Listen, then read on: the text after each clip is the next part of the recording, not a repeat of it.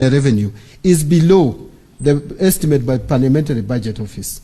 For the first time, it has always been that the Treasury estimates are higher. So we are doing that to make sure that we are realistic. So on the revenue side, let me brush over or move to expenditure.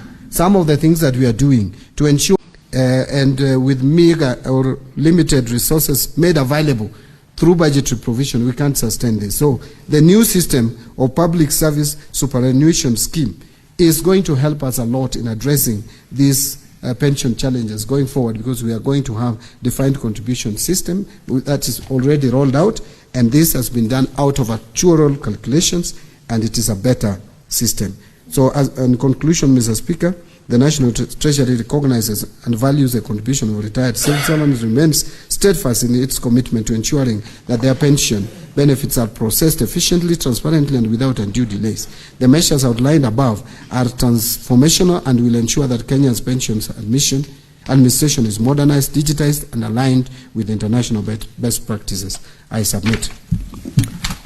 Honorable Ojienda, you may now ask your 2 supplementary questions. Thank you, Mr. Speaker. Mr. Speaker, I did not declare that both the CS, myself, and Senator Sifuna are in this broad-based government, but I will still ask the follow-up question, Mr. Speaker. But it is true. It is true. It is true. Mr. Speaker, let me proceed. Let me proceed. What is your point of order, Senator Sifuna? Honorable Speaker, I get extremely irritated every time people come here, and instead of addressing the matter at hand, it is irrelevant. What sort of contribution is that? And we have very limited time to engage with this. At broad-based government, but I will still ask the follow-up question, Mr. Speaker. But it is true. It is true. It is true. Mr. Speaker, let me proceed. Let me proceed. What is your point of order, Senator Sifuna? Honorable Speaker, I get extremely irritated every time people come here, and instead of addressing the matter at hand, it is irrelevant.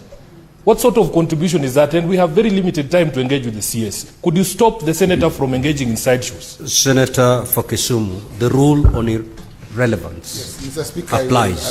I will move to the question. Stick the point to the matter at hand, please. Mr. Speaker, that's okay.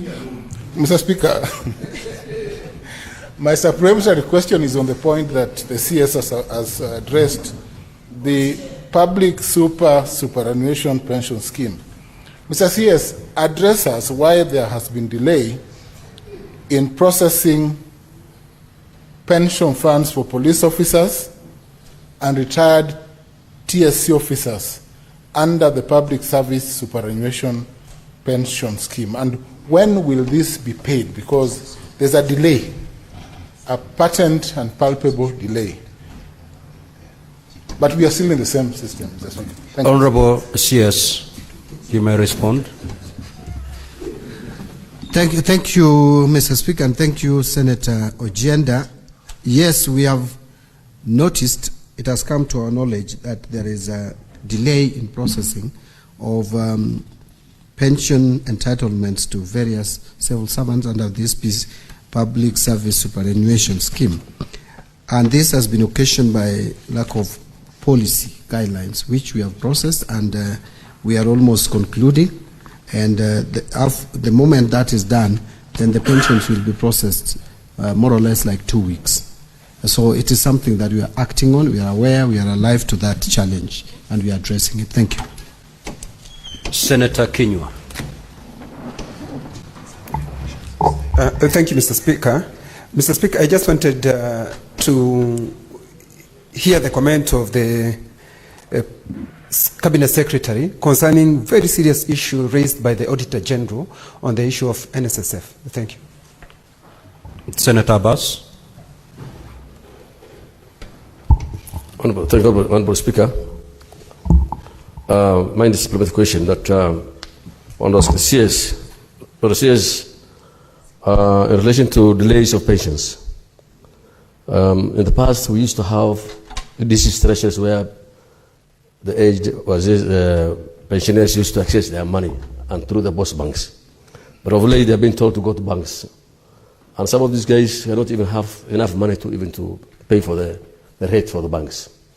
So, what measures are you placing in place so that at least these senior citizens can be able to access their money easily Is there a plan for you to develop? One other thing is, why don't you have some treasury, pension offices in some part of the regions?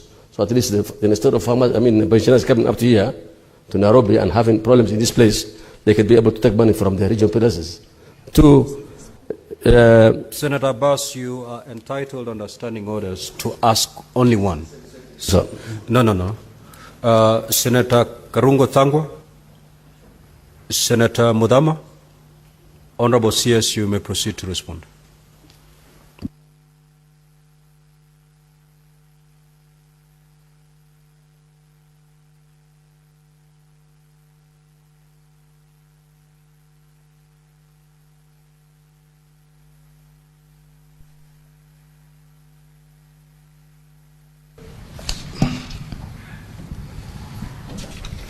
On the question that was asked, is it really working?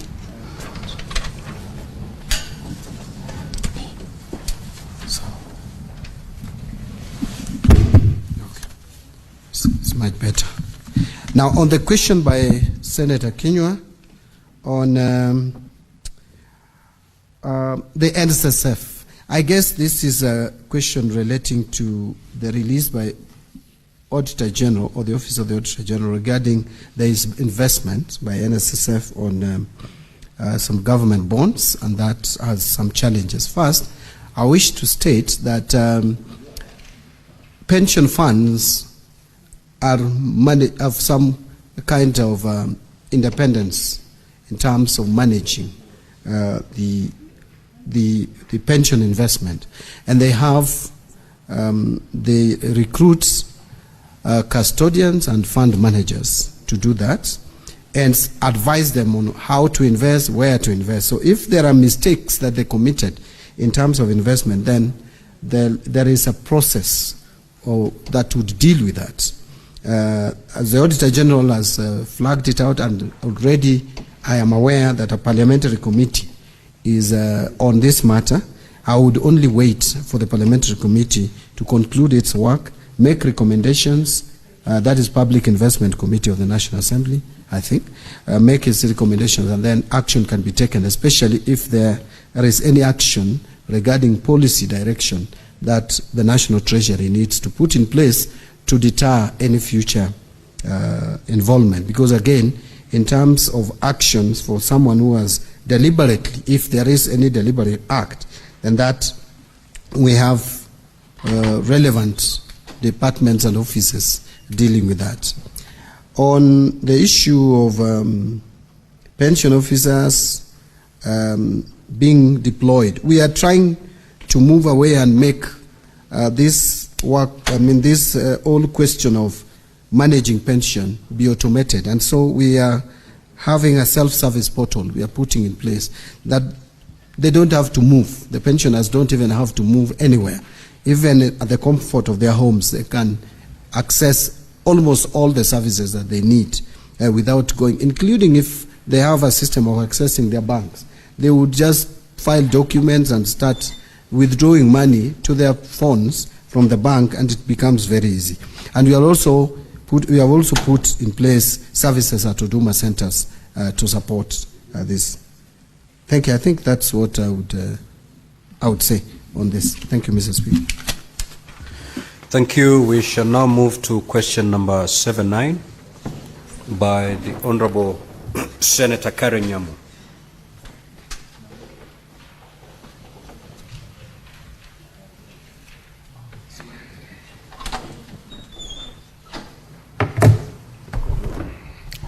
Thank you, Honorable Speaker. I would want to ask this question on behalf of Senator Karen Nyamu. The questions are as follows. Question number 079.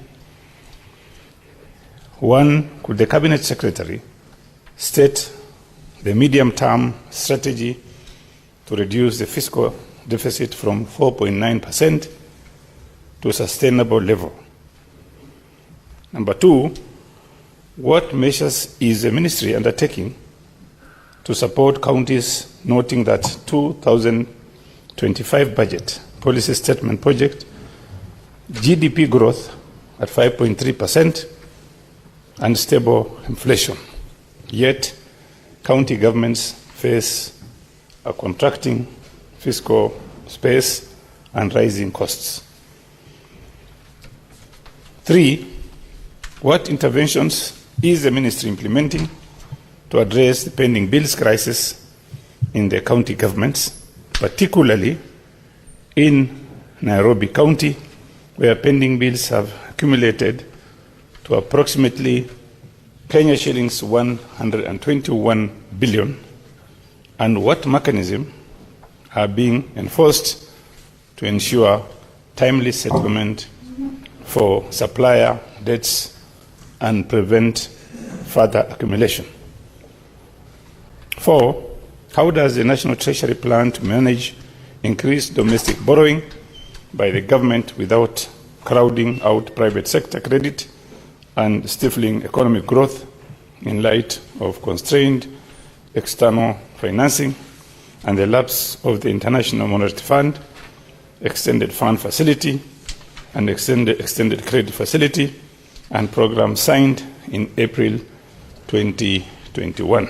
Thank you, Honourable Speaker.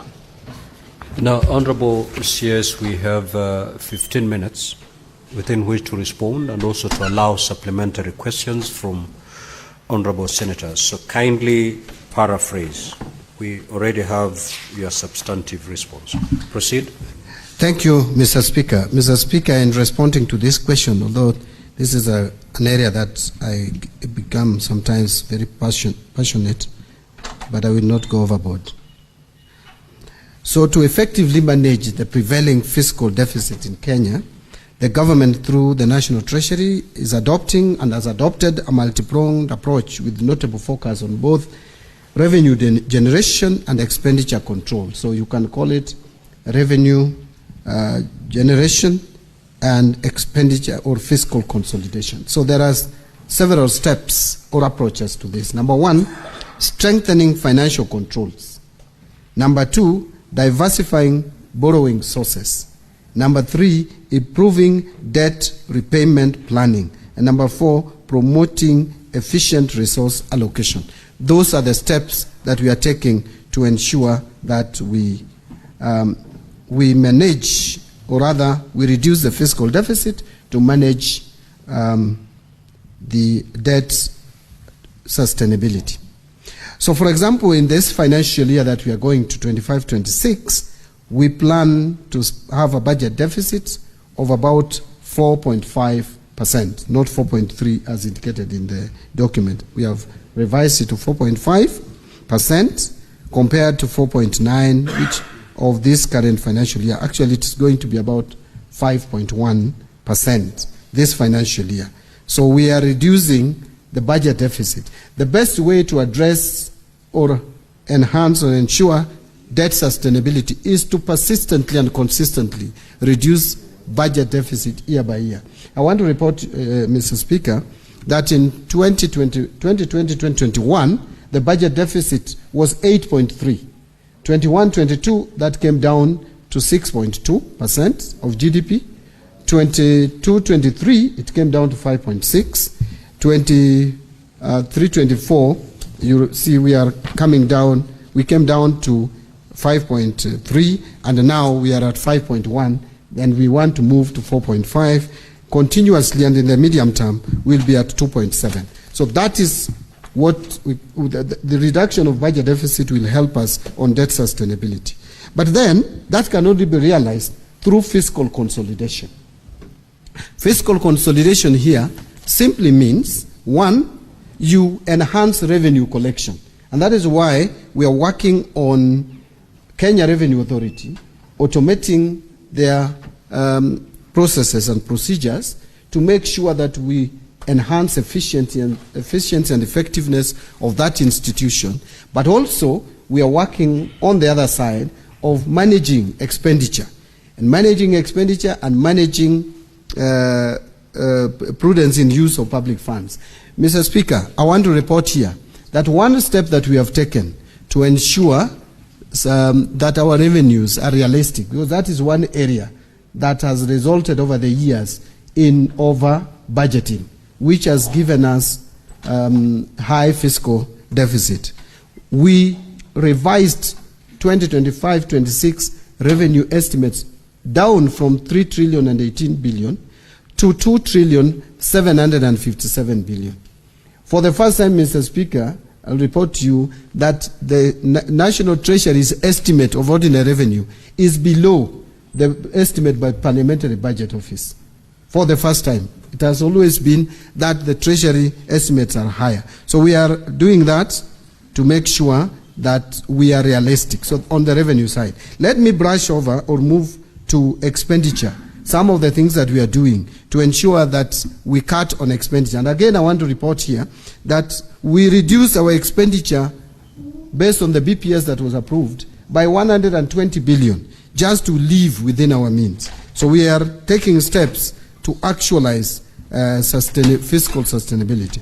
The government will sustain efforts to strengthen accountability, transparency, and a revenue mobilization path by the medium-term revenue strategy. We are also strengthening expenditure control and improving efficiency and effectiveness in public spending. That is why on 7th of April, I officiated the launch of e-procurement system to maximize value for money and increase transparency in procurement.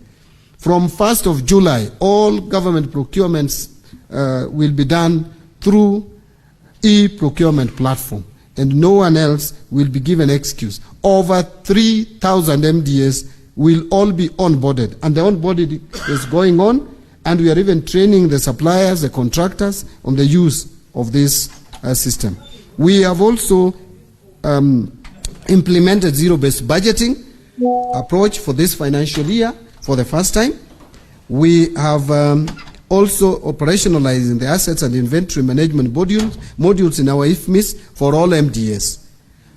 In order not to crowd out the private sector and the provision of public services, the government is scaling up the use of public-private partnership framework for commercially viable projects. A number of projects are lined up for PPP. Rironi Mau Summit is one case. We are also thinking and working and moving forward with SGR that will largely be on PPP. The Galana Kulalu project is there, one of the PPP projects. A number of projects under the energy sector, especially the energy transmission, are also being implemented under the PPP system. The government is also piloting a new human resource management system, which will be rolled out to all national government ministries and departments, as well as all county governments, in order to improve the management of the wage bill, including statutory payroll deductions. In view of the constrained fiscal environment, prioritization during resource allocation will be critical in ensuring low priority expenditure are dropped or deferred to give way to high priority service delivery programs. So ministries, MDAs are therefore required to reevaluate all the existing or planned activities, projects and programs to be funded in the financial year of 25-26. And that we did. Now strategies, Mr. Speaker, I could go on and on in terms of talking about managing our debt, because it is a very wide topic, but I think those are some of the salient features of what we are implementing. On strategies to manage county government funding constraints, first, there is a reason for funding constraints. One is the low ordinary revenue collections over the years. And Honorable Speaker, it is important to note that over the period 2016-2017 to 2024-25, actual ordinary revenue has always been below target, except for 2021-22. And hence, such shortfalls in actual ordinary revenue collections have led to constraints in county government funding. This is real, Mr. Speaker, because we budget, but the resources become a challenge when we don't meet the revenue targets. The need to finance mandatory expenditures under Article 203 of the Constitution. The government has an inevitable need to finance mandatory expenditures under Article 203 of the Constitution. Such expenditures relate to national interest programs such as the security modernization, strategic interventions. This leads to fiscal deficit in financing other major national government functions, which has always occasioned additional borrowing, which continues to distort our fiscal framework. And again, I want to say that the national government continues to solely bear shortfalls in revenue in any given financial year, as has always been demonstrated.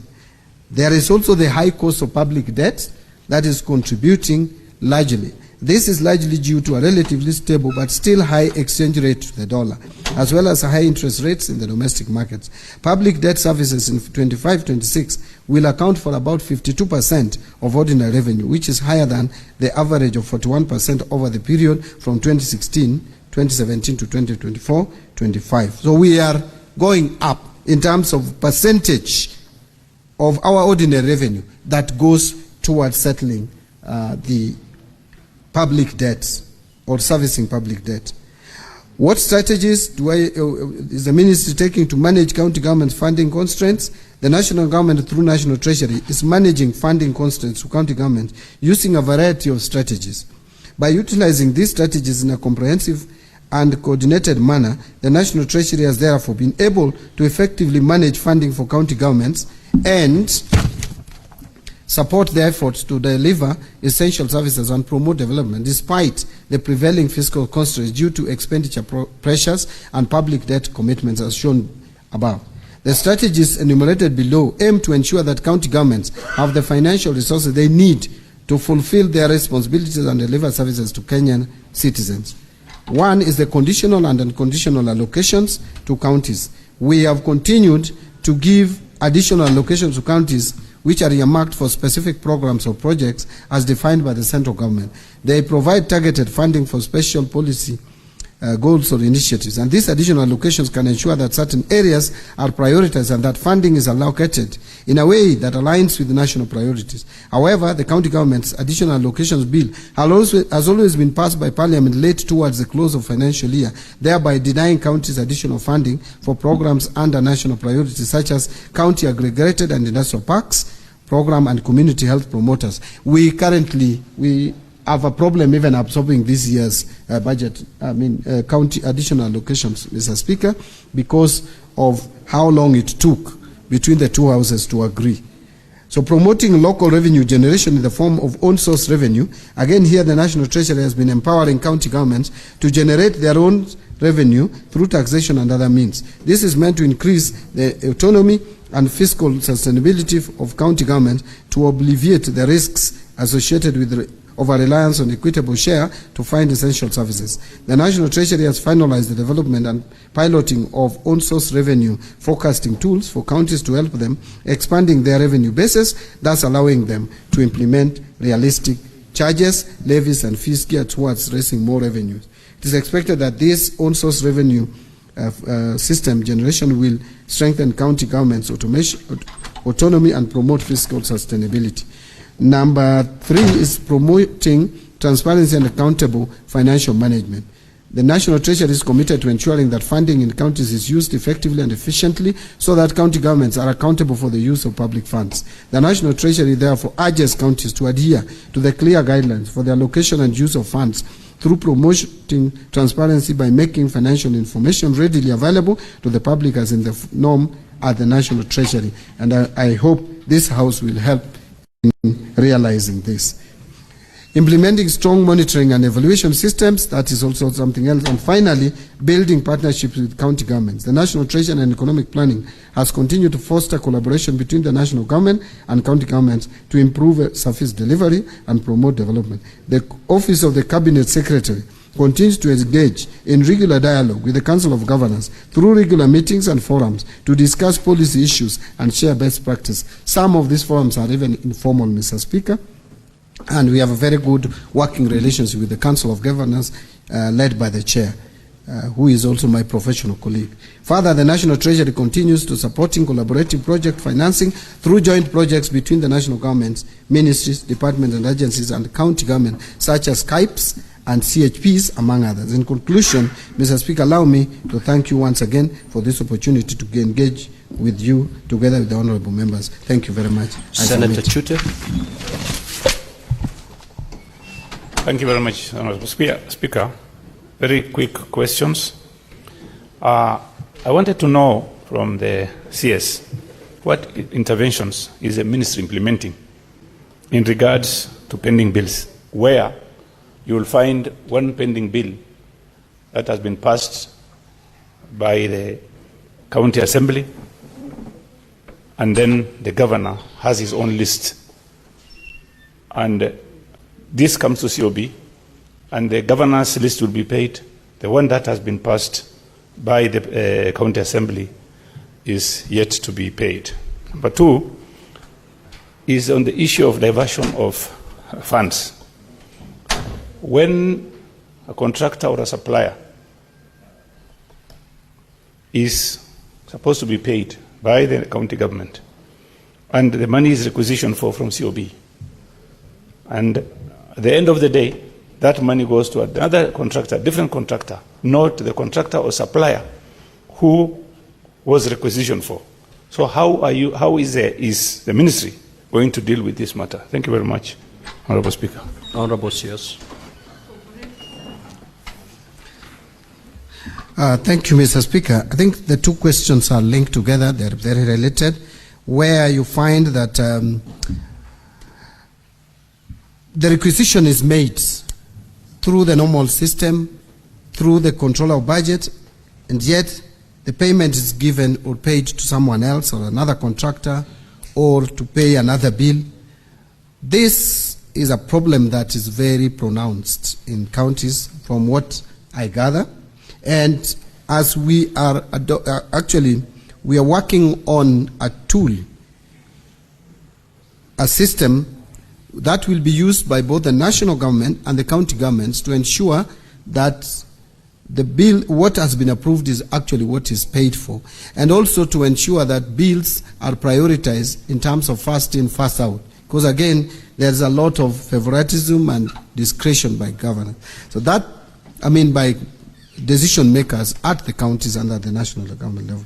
But even as we do that, I think the control of budget has capacity and tool.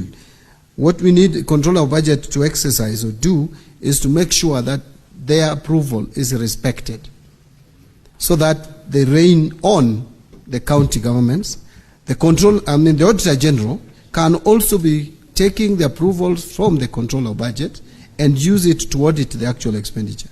And then I also want to ask this Honorable House, the Senate, that this is also an area where you can help. I know you have helped before, but I think you can help more by ensuring that it's not even micromanaging, by ensuring that what has been approved is what is actually paid.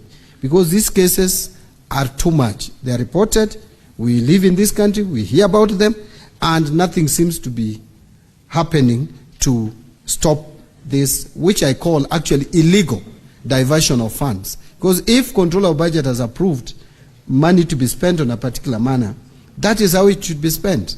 It should not be spent in a different manner at all. So we, as National Treasury, are working on a system that would ensure that payments are made in line with the approval. As that is being done, I think we can still use the current system and supervision to help deal with some of these challenges. Senator Sotsi. Thank you, Mr. Speaker. Mr. Speaker, let me start by congratulating the CS for the good work he's doing at the ministry, at the Treasury. Indeed, you are the expert that we have been talking about. I have two quick questions, Mr. Speaker. One is that the CS has talked about constraints in disbursing monies to the counties. And I would like to make reference to the disbursement schedule we passed last week to disburse money under additional allocation to the county. Maybe you can elaborate to this House what constraints you are facing. Because I spoke to my governor yesterday, and he told me that though we passed some monies, that money has not hit the account. Instead, there was a communication from the National Treasury about the further delay. Go straight to the question, Honorable Sotsi. So what are these constraints the ministry is facing, particularly in disbursing the money under additional allocation that we passed the disbursement schedule last week. Number two.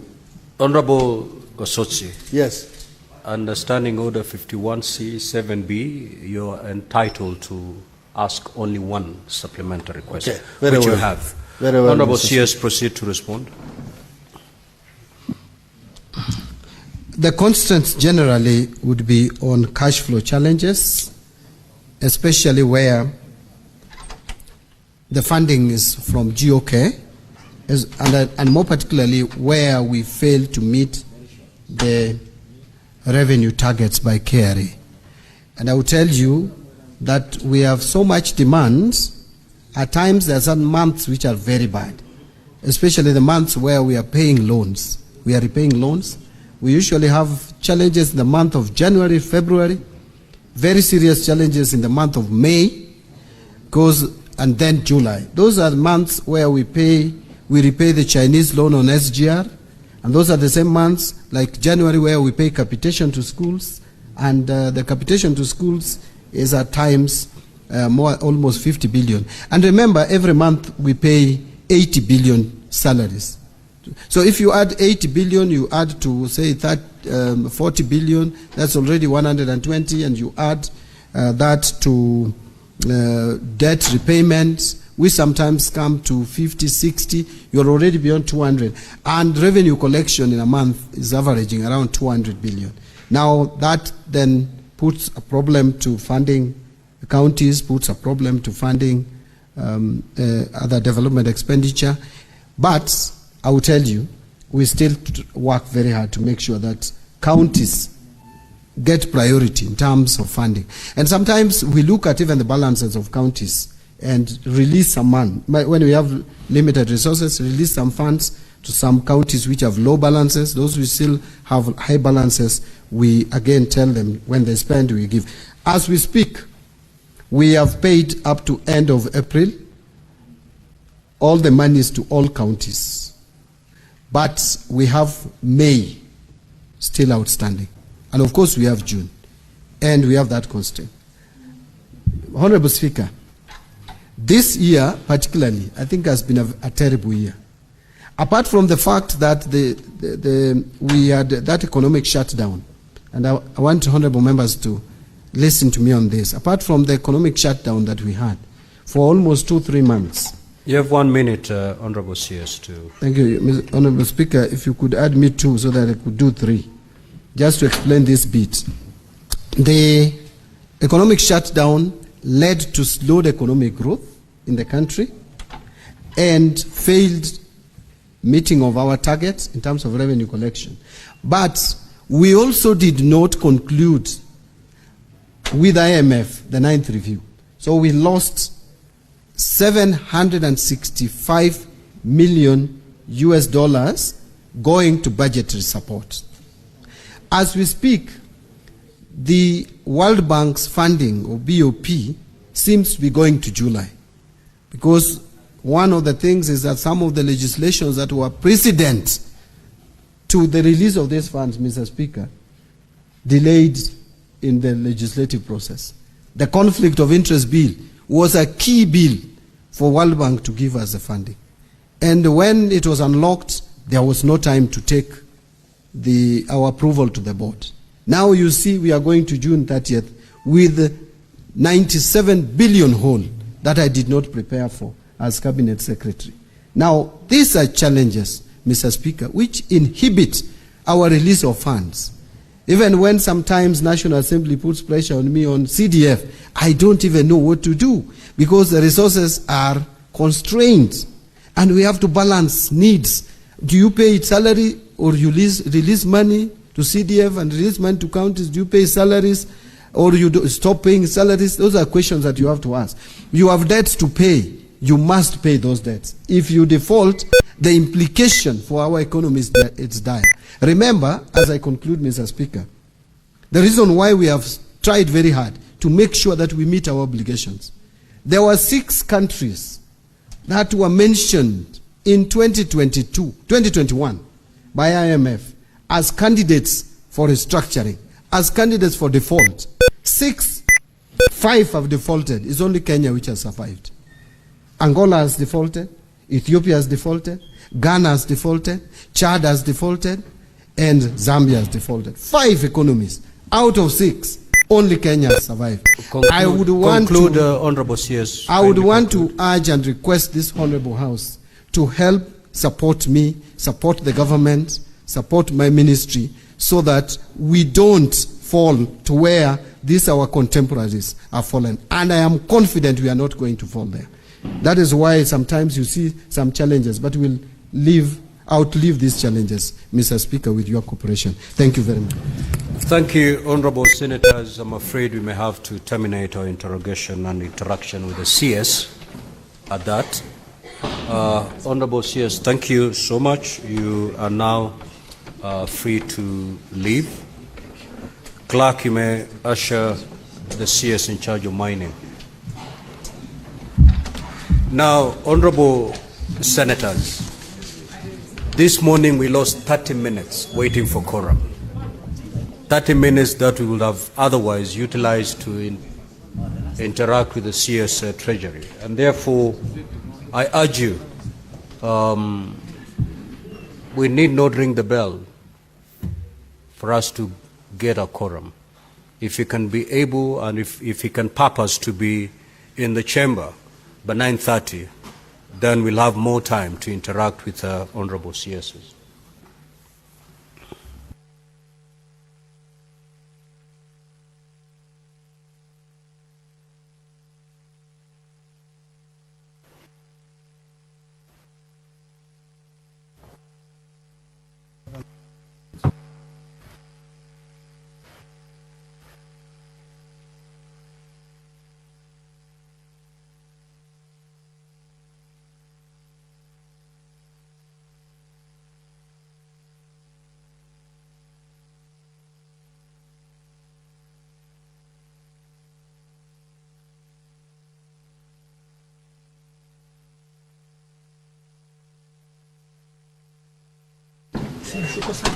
Niko vizuri.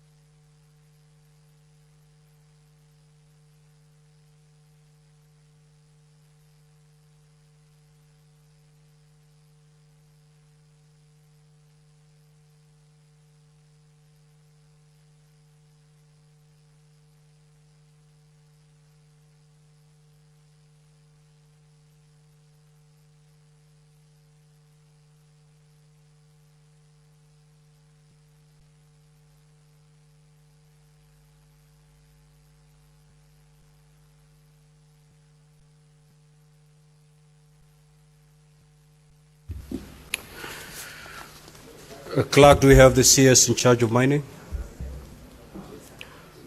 Honorable CS, welcome to the Senate. You are here today to respond to 2 questions. Order, Honorable Senators. Please let us take our seats. We will start with question number 031 by the Senator for Kisumu County, the Honorable Professor Tom Ojienda. You may now proceed to ask the question. Thank you, Mr. Speaker. Mr. Speaker, my question